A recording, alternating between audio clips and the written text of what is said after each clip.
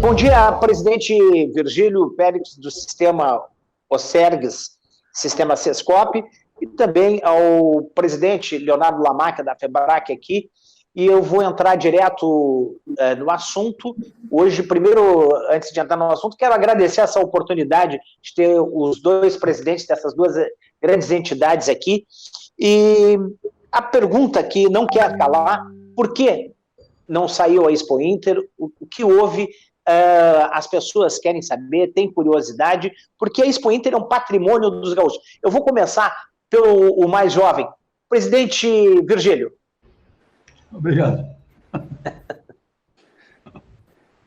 Por quê? Bom, o jovem de trás para frente, então, né?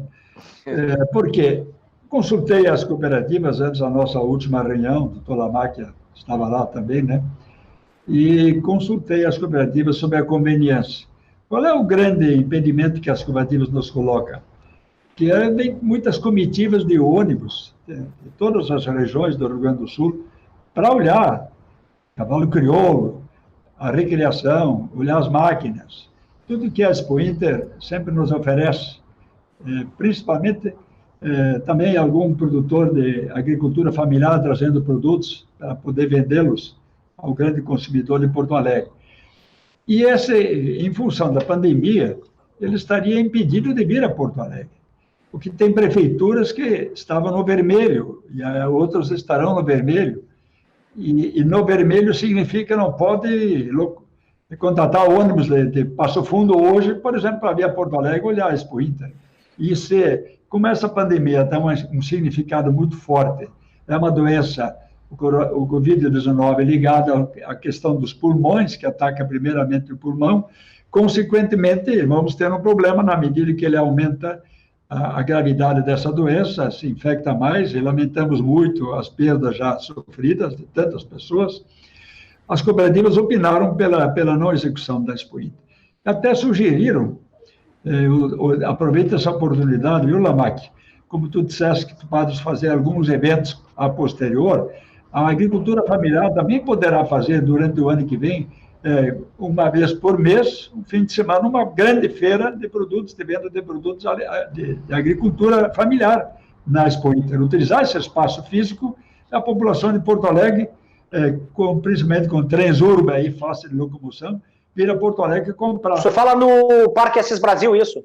Sim, no Parque Assis Brasil, porque a Expo Inter do ano que vem poderia ser uma Expo Inter festejada e atuada durante todo o ano, principalmente para compensar as perdas das empresas que realmente têm perdas concretas pela não realização da Constituinte, e principalmente do próprio Estado, que tem perdas, né, porque há o custo de manutenção e a não realização.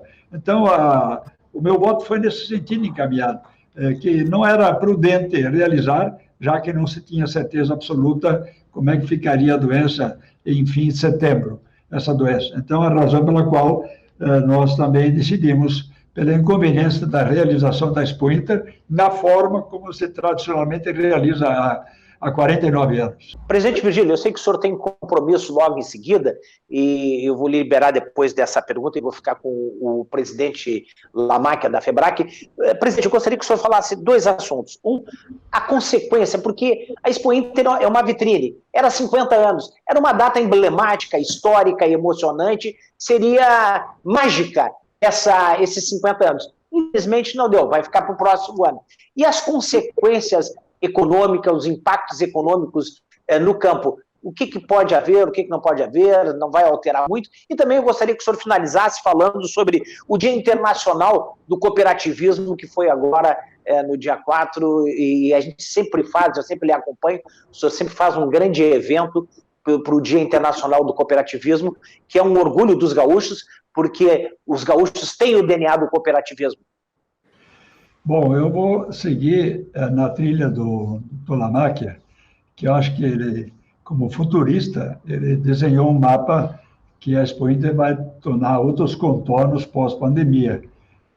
Hoje, os alunos, nós temos uma faculdade, a nossa escola, Lamacchia, são alunos tanto mestrado em parceria com a Unicinos, quanto pós-graduação e graduação na escola do cooperativismo, chamada Escola, os alunos não querem mais aula presencial, eles querem aulas virtuais. Isso vai ser o grande fenômeno da inovação. E feliz de vocês que dominam bem essa tecnologia. Nós vamos ter uma mini feira, uma mini Expo Inter, do gado, dos animais, de forma já da pluralidade, parte presencial, daquele que é a essência que cuida da exposição dos animais, dos jogadores, e o público vai olhar pelos instrumentos online, virtuais, digitais, para que escolham os melhores animais e possam fazer lance quando dessa hora. Talvez isso, o senhor já está sinalizando, Lamaque, que o futuro terá que ser isso, que o nosso agricultor lá do interior de Santa Rosa, a minha região missioneira, ele não vem, ele às vezes não pode vir, mas se ele tem um telefone, se ele tem uma comunicação, tem um computador, o filho tem, ou a comunidade tem, os sindicatos de trabalhadores rurais tem lá, né? Ele vai lá e vai também olhar, acompanhar a feira no futuro. O futuro já chegou, então, presidente Bebizo? Chegou, o futuro já chegou.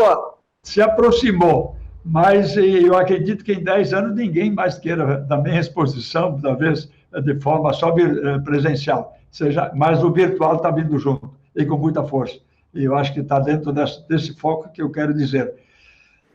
Eu acho que está correto, se nós também pudermos desenvolver, principalmente para o setor da agricultura familiar, espaços públicos, organização de espaço público para ele poder vender seus produtos para a grande população de Porto Alegre, que é outra novidade, que a feira realmente hoje é uma universidade do saber, do campo, do que se faz de melhor, mas ao mesmo tempo, para quem é o aluno, quem está no outro lado, é o urbano, o setor urbano aderiu à feira, né? Então há uma troca entre quem produz bens e serviços e quem consome bens e serviços. Na verdade, eu sempre digo, a feira é uma espécie de cooperativa, onde a oferta e procura se encontram com o mesmo objetivo, ter uma vantagem eficiente para ter o melhor resultado. Então, isso é muito positivo. E falando de AC, Sérgio, eu fico muito agradecido, colocando a nossa exposição rápida sobre o dia C, que foi sábado passado, o Dia Internacional do Cooperativismo, que o mundo inteiro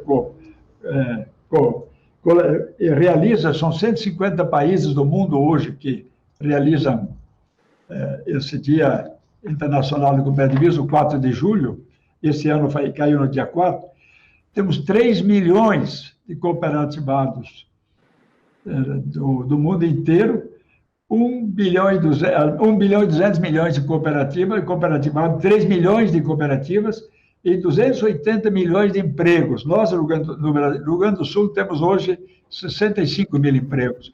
Eu quero destacar esse aspecto, começando pelos empregos. Podemos repetir esse último número aí, presidente Virgílio? Vamos repetir. 65 milhões de empregos? São 65 mil empregos que as cooperativas sustentam. Cada ano, de 2015 para cá, que foram anos recessivos, nós aumentamos cerca de 1.000 novos empregos, nunca demitimos. Acho que é um aspecto extremamente fundamental que nós queremos colocar, inclusive com o acréscimo de 9% de salário a mais para os nossos colaboradores, em relação às empresas privadas dos setores que assemelham ao processo cooperativo. Isso também é outro aspecto. Nós dividimos as sobras, o resultado econômico, não só para o sócio, para o associado que opera com a cooperativa, mas também com os colaboradores, 9% de salário a mais, incluindo essa relação bilateral que é fundamental. Colaboradores que operam no processo cooperativo e os sócios, os proprietários dos processos cooperativos de qualquer natureza do outro lado, gerando riquezas e buscando, ao mesmo tempo, o melhor resultado para o processo cooperativo. E tivemos um excelente resultado. Nós crescemos em sobras, Lamaque, o senhor sabe muito bem, é o resultado que a empresário espera no fim de um exercício social.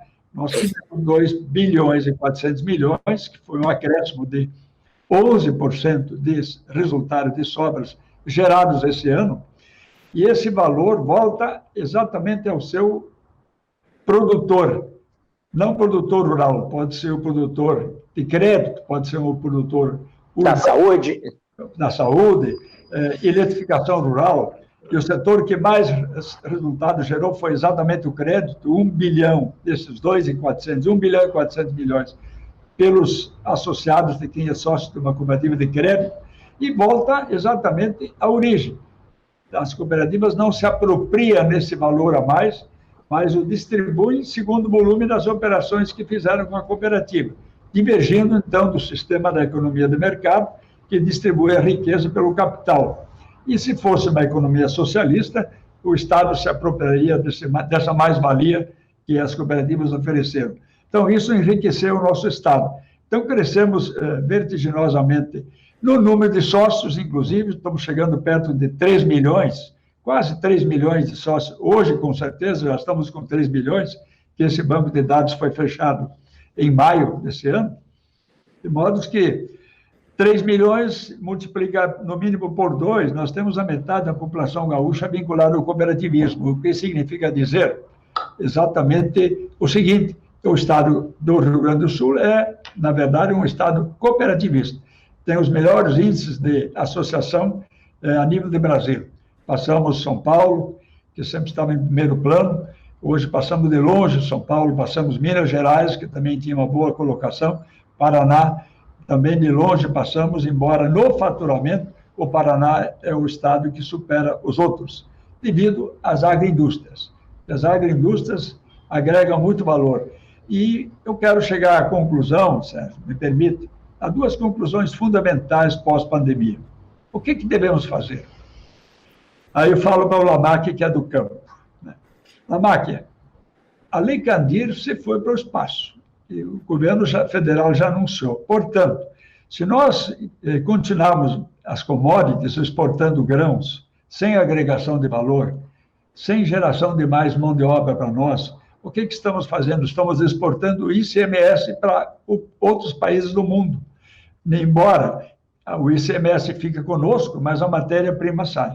Então, a agroindústria é o segundo fator que todo economista, principalmente os colegas da Unicino, sempre ensinaram para nós, de que a agroindústria é o segundo fator no mundo que mais mão de obra gera.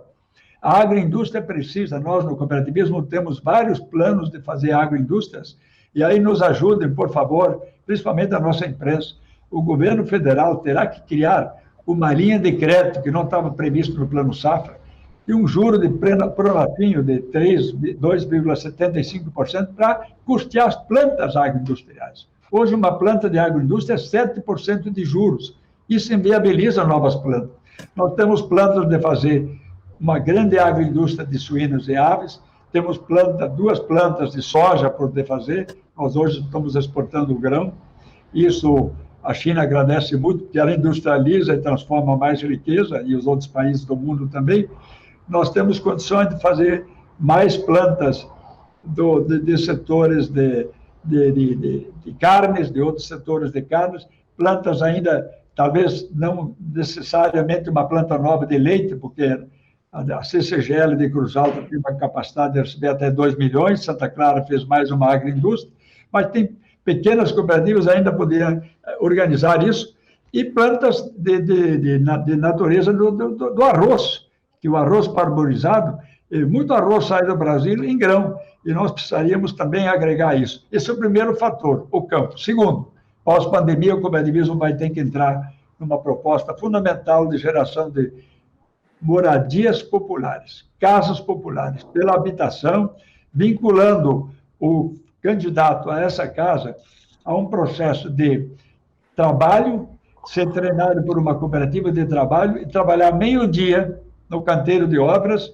e meio-dia receber instrução do Sistema S para ser um profissional na área da construção civil. Que esse é o setor que mais absorve mão de obra. E o Brasil vai ter, no fim da pandemia, 30 milhões de desempregados. E não tem emprego. O governo não tem mais nada para dar, nem aquela bolsa adicional, nem Bolsa Família, mas o valor adicional de R$600 não vai ter. Então, o auxílio emergencial.